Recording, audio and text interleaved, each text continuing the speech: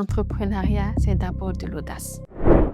C'est de l'audace, c'est de la constance, de la discipline, de la rigueur et à 10 000% du travail.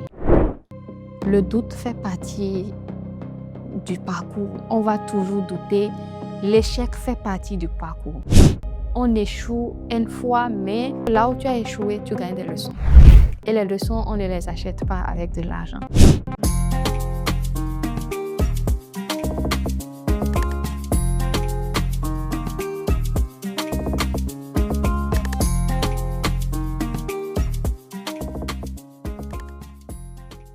Alors moi, c'est Dr Marietta Konrodopo.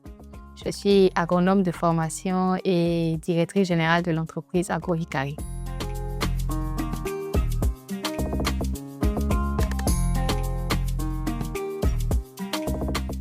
Alors, je dirais que j'ai un parcours assez atypique.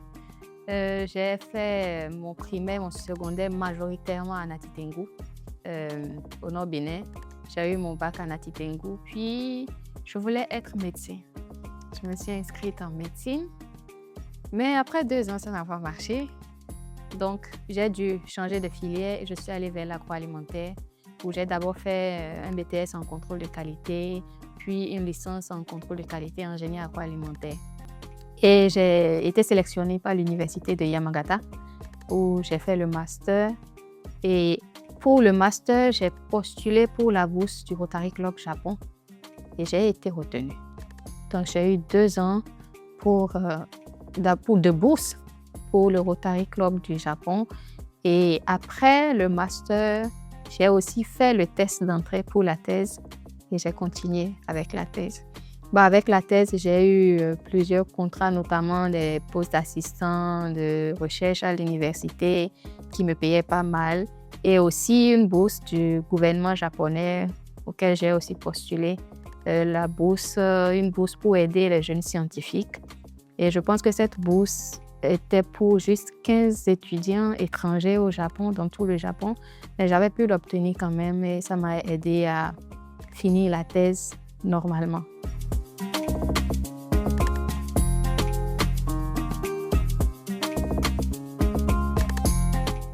En 2020, j'étais encore étudiante là-bas et il y a eu le Covid. Et avec le confinement, pour quelqu'un quand même qui était très, très active, au moins 18 heures par jour, je me suis sentie un peu oisive. Et comme j'aime écrire et que j'aime aussi communiquer, mon rêve d'enfant, c'était de devenir journaliste. Je me suis dit que j'allais créer un blog, écrire de petits articles pour apporter des informations ou des astuces qui pourraient bénéficier aux agriculteurs qui me suivraient sur les réseaux. Donc, j'ai créé ce blog-là et j'ai commencé par partager quasi quotidiennement des astuces. Et pour moi, ce qui était juste un passe-temps a fait un boom parce que juste après quelques mois, en moins de 6 mois, les abonnés ont explosé, 5 000 abonnés, puis 10 000 abonnés. Je me suis dit, bon, si 10 000 abonnés te suivent, que tu reçois au moins 20 à 30 questions par jour, il faut faire quelque chose avec. Donc, j'ai décidé de faire des services en ligne. Et là aussi, le jour où j'ai annoncé que j'avais maintenant des services en ligne, j'ai mis mes tarifs et tout, j'ai quand même eu des gens qui m'ont contacté. Je me suis dit, OK, on tient un bout. Et j'ai essayé avec le temps de professionnaliser le blog parce que ça n'allait plus être juste venir selon mon humeur, poster un article et partir. J'ai dû recruter des gens qui étaient sur le terrain ici. Parce que quoi qu'on dise, l'agronomie ne se fait pas en ligne. Donc parfois, même pour donner de meilleurs conseils aux gens, il faut envoyer des gens sur le terrain pour voir les réalités de ce qui se passe. Donc j'ai recruté 1-2 personnes sur le terrain qui allaient vers le producteur et qui me faisaient le rapport avec les vidéos et moi, je donnais mon expertise. Et lorsque j'ai fini ma thèse, je me suis dit, il y a toujours ce dilemme-là. Est-ce qu'il faut rester? Est-ce qu'il faut rentrer? Quand on est là-bas, certes, on a appris quelque chose de nouveau, mais c'était moi mon cas. Est-ce qu'on va se sentir utile si on travaille là-bas? Parce que ce que toi, tu as appris, peut-être qu'eux, ils le savent déjà et peut-être un peu plus. Donc, on va peut-être exploiter juste comme une exécutante. Et chacun a son rêve dans la vie. Moi, je n'avais pas envie d'être une exécutante. J'avais envie d'impacter. J'avais envie d'aller là où ce que j'ai appris aurait un sens, pourrait aider les gens à améliorer ce qu'ils font déjà. Donc, je me suis dit, bon, j'avais quand même fait 7 ans d'affilée là-bas. Je vais rentrer quand même prendre de l'air, me promener dans les différentes universités agricoles, prendre des contacts pour voir comment ça allait se passer. Et ça allait peut-être m'aider à décider. Donc, c'est ainsi que je décide de rentrer. Je fais ce que j'ai décidé de faire. Quand je suis arrivée à Parakou, c'était quasiment à un moment où ils étaient en train de faire un recrutement de collaborateurs externes et l'enseignant qui était en charge de ma matière allait à la retraite. Je me suis dit, bon, je vais déposer pour voir ce que ça va donner. Et j'ai été sélectionnée. Mais je doutais toujours.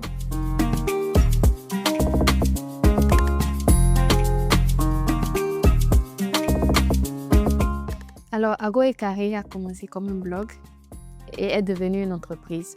Et ce qui nous caractérisait le plus, c'était le service agricole, les conseils, l'accompagnement, mais aussi la communication.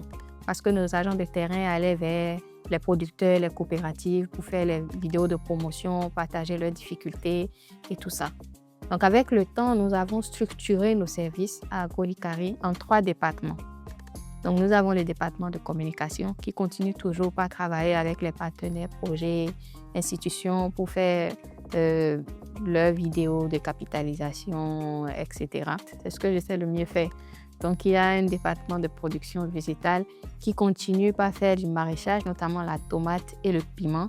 Et actuellement, nous transformons les tomates que nous produisons en coulis de tomates en collaboration avec une ONG, une coopérative de la place. Et le 3e département, c'est le département d'agriculture numérique. Il faut dire que quand j'étais au Japon, après, j'ai eu mon jeune frère, qui est aujourd'hui aussi mon collaborateur, qui m'a rejoint et qui est passionné de technologie et de tout ce qui est drone. Donc lui, il a travaillé sur l'utilisation des drones pour la gestion des ressources naturelles dans la foresterie. Et on a trouvé qu'avec notre expérience là-bas, parce qu'on a eu à travailler même avec des fermiers japonais pour nos petits boulots. On voyait comment eux, ils utilisaient les drones pour, comment je vais dire, un temps soit peu alléger les tâches physiques là-bas. On s'est dit, il y a du potentiel à l'implémenter chez nous et à l'améliorer, à l'adapter aux besoins de nos producteurs. Donc, le 3e département traite de l'agriculture numérique. Et là, nous faisons la promotion de l'utilisation de la technologie drone dans l'amélioration de la gestion des exploitations et l'amélioration du rendement des producteurs à travers la cartographie des sols, la détection précoce des ravageurs et l'utilisation aussi du drone pulvérisateur pour, de façon précise, traiter les zones qui seraient infestées.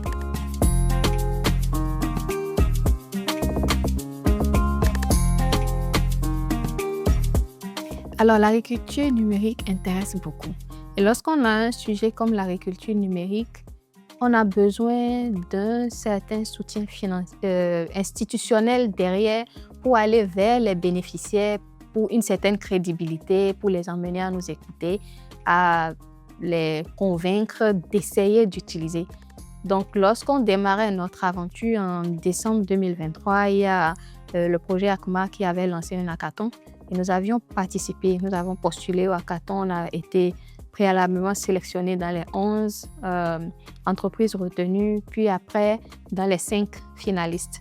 Et nous avons avec eux actuellement un contrat pour pouvoir faire une phase pilote auprès des producteurs pour qu'ils sachent déjà qu'il y a ce genre de service-là et après nous permettre nous d'évaluer ce que ça va coûter et à long terme, comment est-ce qu'on pourrait leur faire des prix qui nous arrangent et qui les arrangent aussi. Donc, à travers cet accompagnement-là, nous sommes aujourd'hui en contact avec des producteurs. On participe aux foires, on va au salon, on va même vers les coopératives personnellement pour essayer de développer l'interaction avec eux, leur montrer que l'agriculture numérique, c'est pas juste quelque chose qu'on voit à la télé, c'est pas sorcier, mais c'est quelque chose qu'il faut adopter. Et je pense qu'il y en a énormément qui sont intéressés et certains même avec qui on a déjà commencé par travailler parce que nous avons déjà de la clientèle et nous avons déjà en moyenne couvert près de 500 hectares quand même. Donc, je pense qu'il y a du potentiel en dehors des institutions et des ONG qui s'y intéressent. Pour le producteur lambda, il y a de l'intérêt et nous allons faire quelque chose de beau avec eux.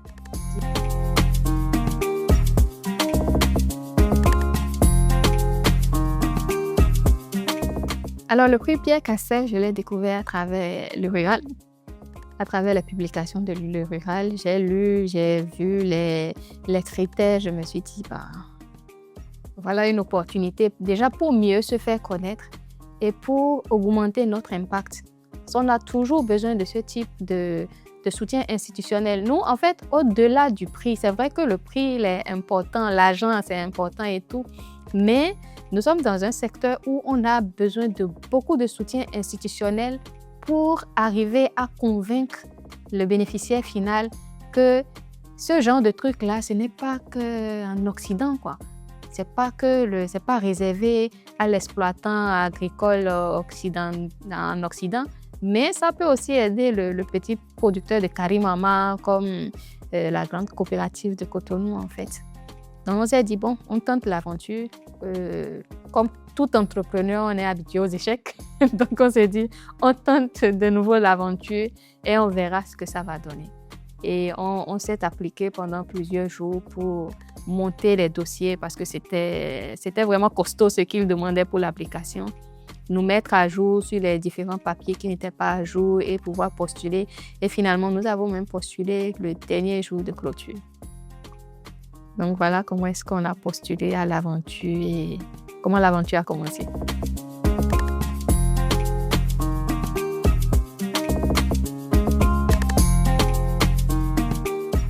Alors, quand on a fini de postuler et tout, on a eu un message, on était présélectionné et le jury de présélection devait passer dans les entreprises qui ont été présélectionnées pour pouvoir faire la sélection finale. Et lorsqu'ils sont venus, on leur a fait une présentation, puis on ne pouvait pas aller faire sur le terrain, leur montrer de façon concrète comment ça se passe. On les a accueillis au bureau, on leur a fait une présentation, on leur a passé une vidéo d'une précédente activité, les rapports qu'on a déjà fait à certains clients, comment est-ce que ça se passe. Mais la façon dont on a vu le jury de présélection intéressé, enthousiaste, on s'est dit, on tient un bout, on tient quelque chose. Et là, on s'est dit, si on nous sélectionne pour la finale, mais nous, on va pour prendre le prix.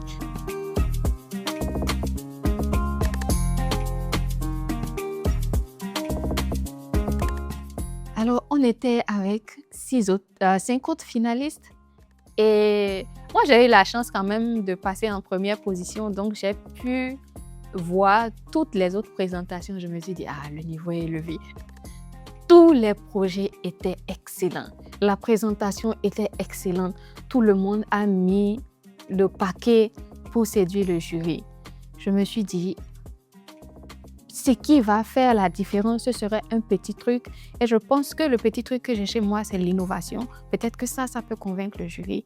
Et lorsque le président ou le directeur de la Sobebra a annoncé le gagnant du prix, c'était beaucoup d'émotions pour moi parce que ce prix représente pour moi d'abord une satisfaction personnelle, un accomplissement personnel et un accomplissement pour mon équipe. Parce que nous avons cru en ce projet quand personne n'y croyait, quand les gens ne parlaient pas encore de drones au Bénin ou même dans la sous-région. Nous avons commencé par y travailler, par chercher les partenariats. C'était pas encore ça au Bénin. Et ça fait environ depuis 10 ans qu'on travaille à cela. Donc 10 ans de faux pas, 10 ans d'échecs, 10 ans de doute parce que parfois on a douté. Le prix moyen d'un drone, c'est 4 millions. D'un drone de cartographie, le prix moyen d'un drone de pulvérisateur, il peut aller jusqu'à 10 millions et plus. C'est beaucoup d'investissements pour acquérir déjà ce qu'on a là. Mais on avait la vision, je ne sais pas, on y croyait.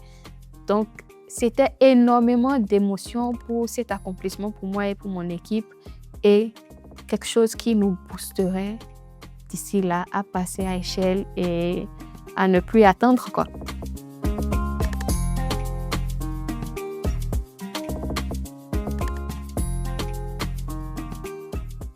Il y a forcément le trac parce que c'est une grosse responsabilité. C'est une grosse responsabilité de représenter ton pays devant d'autres pays. Mais moi, je pense que j'aime les challenges, naturellement. Et comme j'allais au prix Castel Bénin, je vais au prix Castel panafricain pour gagner. Donc, j'ai encore à peu près 2 mois pour me présenter, pour me préparer plutôt. Et je pense que c'est largement suffisant pour déjà améliorer mon projet. Nous pouvons faire énormément de choses dans ces 1 mois-là, revoir la stratégie, le marketing d'expansion et tout ça, et apporter encore quelque chose de plus pour mieux séduire les jurys internationaux.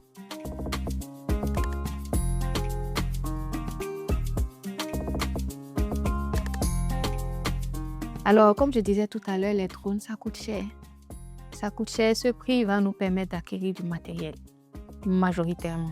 Il va nous permettre d'acquérir du matériel parce qu'à Agro-ICARI, nous avons déjà la compétence.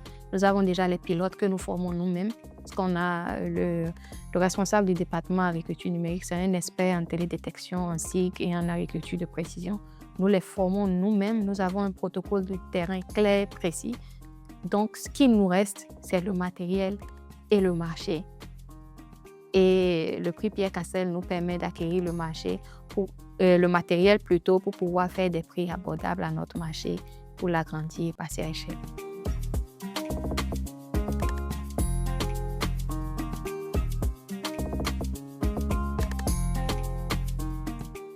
J'aimerais leur dire, l'entrepreneuriat, c'est d'abord de l'audace. C'est de l'audace, c'est de la constance, de la discipline, de la rigueur et à 10 000% du travail. Le doute fait partie du parcours. On va toujours douter. L'échec fait partie du parcours.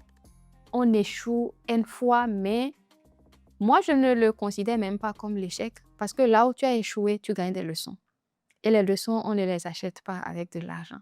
Et ce sont ces leçons-là qui ont fait son projet au point d'aujourd'hui de participer au prix Pierre Castell et de le gagner.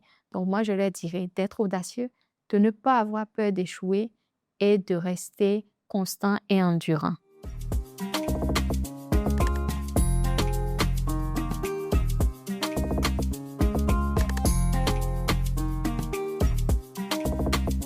Alors, j'ai un mot à l'endroit des institutions et de l'État. Mon mot à leur endroit, c'est de nous soutenir, de véritablement nous accompagner.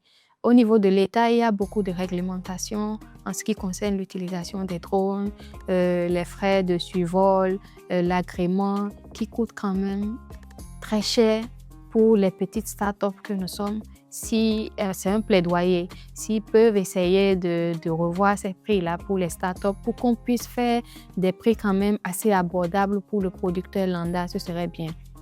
Parce que quand ça reste comme ça, on est beaucoup plus porté à aller vers les coopératives, vers les institutions qui peuvent financer.